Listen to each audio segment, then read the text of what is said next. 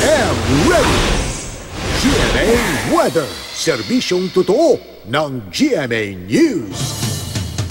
Pumasok na sa Philippine Area of Responsibility ang Tropical Storm Dante, ang pangalawang bagyo sa PAR ngayong Abril at pang-apat naman para sa taong 2017.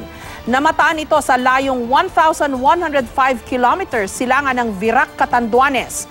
Taglay ng bagyong Dante ang lakas ng hangin aabot sa 65 kilometers per hour, bugsong nasa 80 kilometers per hour at mabagal na tumutulak pahilaga, hilagang kanluran sa 15 kilometers per hour. Sa track ng Pag-asa, mababa ang tsansang tumama sa kalupaan ang bagyong Dante dahil liliko ito pabalik sa Pacific Ocean.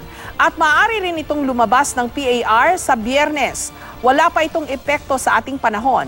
At ang easterlies ang dahilan ng maalinsangang panahon sa umaga at mga pag-ulan sa hapon. Sa datos ng Metro Weather, nasa 43 degrees Celsius ang init factor bukas ng tanghali sa Metro Manila. Posible rin ang ulan sa hapon. Sa Luzon, may ulan sa Cagayan sa umaga at sa Northern at Central Luzon at sa Mimaropa sa hapon. Pero maalinsangan naman sa Cabanatuan at Tuguegarao na nasa 42 to 43 degrees Celsius ang init factor.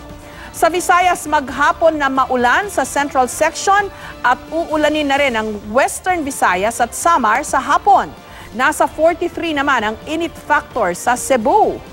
Habang sa Mindanao, maghapong mataas ang tsansa ng ulan lalo na sa hapon. At nasa 43 to 44 degrees naman ang damang init sa Zamboanga, Cotabato at Davao. Yan po ang latest mula sa GMA Weather. Magplano para sigurado. I am ready. Serbisyong totoo ng GMA News.